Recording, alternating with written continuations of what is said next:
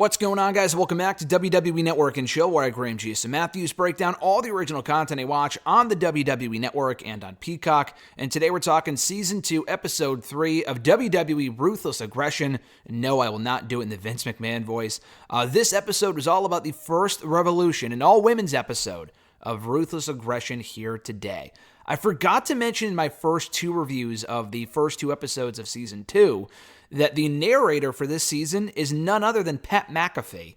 Now, it sounds a lot similar, unless I'm mistaken. I'm pretty sure the guy who did it for the first season, I forgot what his name was, or is, or whatever. He's a pretty famous voice actor. WWE has used him before. I don't remember his name. I remember he was in a movie like Knucklehead or one of those old WWE Studios movies. You would know the name if I probably said it out loud.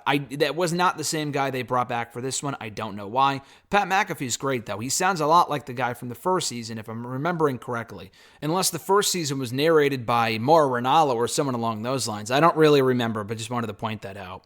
So the episode starts off with them talking about how, they all kind of start out the same way. Every episode talks about, the early 2000s, the Attitude Era was so popular, and then the Ruthless Aggression Era came to be. They kind of talk about that again, but they specifically mentioned that the women were not given the same opportunities as the guys were. We're not given that opportunity to compete with the guys. And there really wasn't much of a women's division back in the early 2000s, late 90s. You had Sable as the women's champion. They had Alundra Blaze as the women's champion in the early 90s. They don't mention that at all.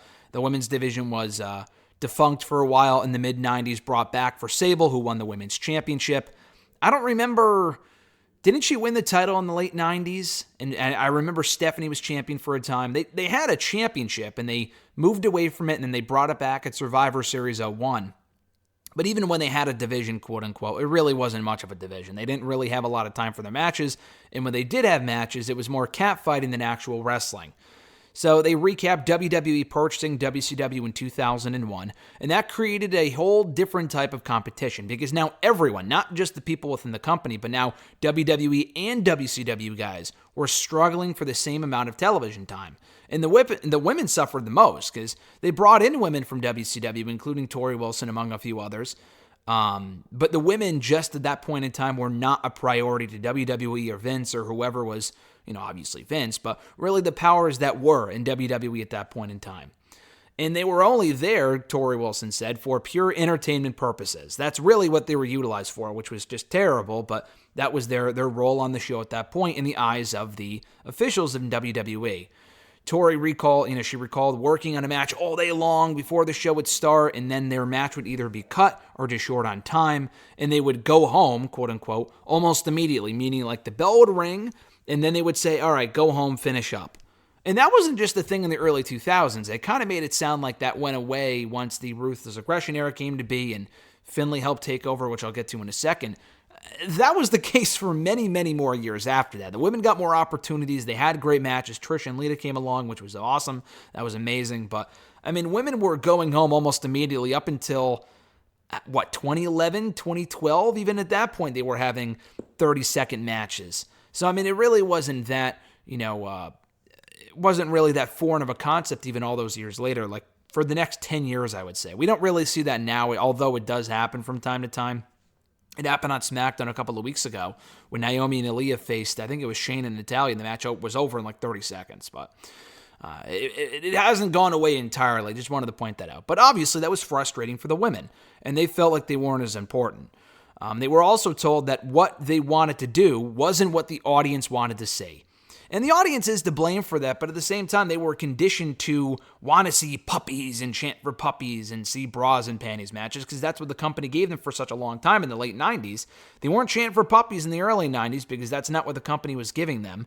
So, the audience is to blame to a very small extent, if at all. It was more so the company conditioning fans to not care about the women or to want to see certain things out of the women. That was entirely on the company. Not like they blame the fans here, but again, just wanted to point that out as well for clarification purposes. Molly Holly was one of those women. She just wanted an opportunity. Tori Wilson wanted to kick ass. Finally, they bring in Finlay from WCW. He started as a wrestler for WWE years later, like 2005. And it's crazy because Finlay was there when I first started watching in 2008, and he became less and less active up until like 2010. He retired from the ring in the company. I think his last match in the company was like 2010. He may have had a match or two after that, but largely he had not wrestled since 2010. And he became an agent again backstage. But his in-ring career in WWE, he did win the United States Championship and do some cool stuff. But his influence was largely backstage working with the women. Now, he was given that job as a joke. They were like, go have fun working with the women and being an agent for them. But he made the most of it, and he wanted to make them as tough as possible. He saw their talent. So they started doing some stuff under the radar, like the punches and kicks more than just catfighting shit, but like doing reversals and doing some cool moves and doing headbutts into the turnbuckle and stuff like that, which was super cool. But they weren't doing it right out of the gate. They kind of had to work towards that, which was even better. So from that point, Victoria talks about how Finlay made them tough, and he was always there to congratulate them afterward, after their matches backstage, which was really cool. We see footage of that. The women's division took another step in the right direction when Stephanie McMahon, they said, was named the SmackDown GM in June of 2002. Now, I'm sure that did present more opportunities for the women, but we hear from Stephanie a little bit later on. She was definitely part of the women's revolution or Divas Revolution or women's evolution, whatever they're calling it. She was absolutely an influence or a factor, but like when she has gone on the record, or WWE has gone so far as to make like the entire focus of that division and say that she was entirely responsible for it, is ridiculous as far as like the behind the scenes stuff. I mean, Stephanie again was a factor, but she was SmackDown GM in 2002. And the women got more opportunities in the early 2000s, but Stephanie was in charge for the next decade and a half, and they still weren't given the same amount of opportunities until 2015, 2016, 2017. And that was because of NXT, what Triple H was doing with the women more than what Stephanie was doing, at least in my opinion. But anyway, Brian Gewirtz, kisses the ass and said, Stephanie being the GM opened doors, which I'm not really sure how, but again, I guess it's a factor. And it was at that point they wanted to start building up the women's division from the ground up. Trish Stratus became the face of it by 2002. They discussed the Trish and Victoria feud, which was very good. They had a great hardcore match, had an opportunity to have a hardcore match at Survivor Series 2002. Great match. Lita and Victoria went on to have a steel cage match on Raw in November of 2003 that was recapped on the last episode in the Raw Roulette segment of the Innovations episode of Ruthless Aggression. During this entire period, Trish and Lita kind of rose up as the faces of the women's division in WWE. We get to WrestleMania 20, and that show was only supposed to feature a pillow fight with the women. Molly Holly was the women's champion at that point. She was told, we're not having a women's title match on this show. I don't think they had a women's title match at WrestleMania 19 either. I know they did at 18.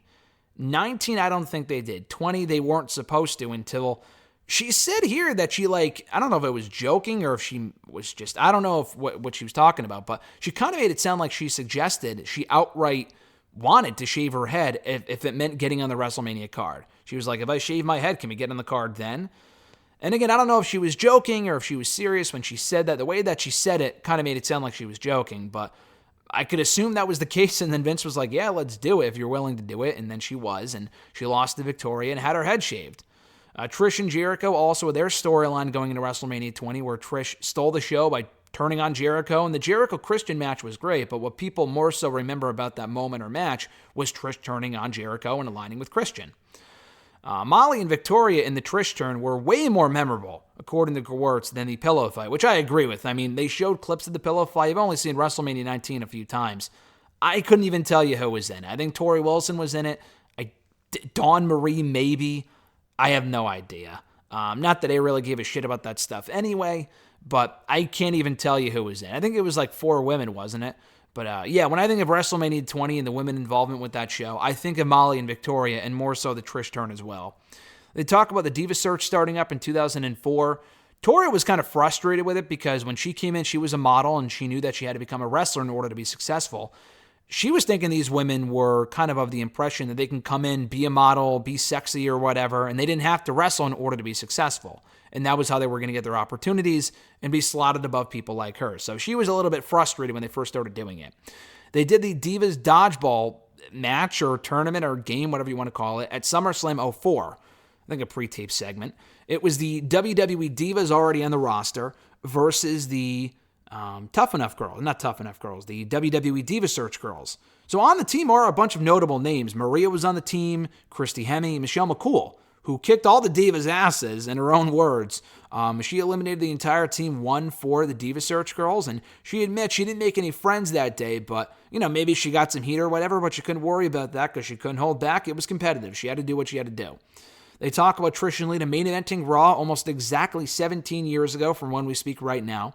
Actually 17 years from Monday. And Liv Morgan and Becky Lynch are going to be on Raw for the Raw Women's Championship. 17 years to the day from when Trish and Lita main evented Raw for the Women's Championship. So it would be awesome if they honored that anniversary by having those two women main event Raw this Monday. And I think it's more than worthy of main eventing that show. And they've had the women main event matches in the last couple of months on Raw that were far less important than that. So I would hope that they'll honor the anniversary and come full circle by giving them the main event spot, but time will tell. Obviously, it meant a lot to them. Natalya says they delivered. Charlotte was actually ringside for that match, and it meant a lot to her, too, as someone who was going to eventually enter the business one day. It was a couple of months later, about a year later, that the Trish and Mickie James storyline kicked off in late 2005. And it was very rare that a women's storyline had as much television time as that did and had as much time as it did to develop, that being around 6 months, culminating at WrestleMania 22. And I've talked about the feud before. WWE had that great rivalry show, or Timeline, I think it was called. They haven't done an episode in a very long time, but when they did do it, late last year, earlier this year, whenever it was, one of the storylines they covered was the Trish and Mickie storyline from 05 through 06. Like I said, culminating at WrestleMania 22 with Mickie James winning her first women's championship, which was a huge moment for her. It was a dream come true for her to, win her first championship at WrestleMania. But they both talk about how it was a great match. The crowd was into it. Mickie got cheered in Chicago. The Chicago crowd can be weird sometimes, but they were cheering Mickie and booing Trish because they wanted Mickie to win, and she did. So from there, Trish went on to win her final women's championship at Unforgiven 06 before retiring. Lita retired just mere months later at Survivor Series 06, losing to Mickie James, actually.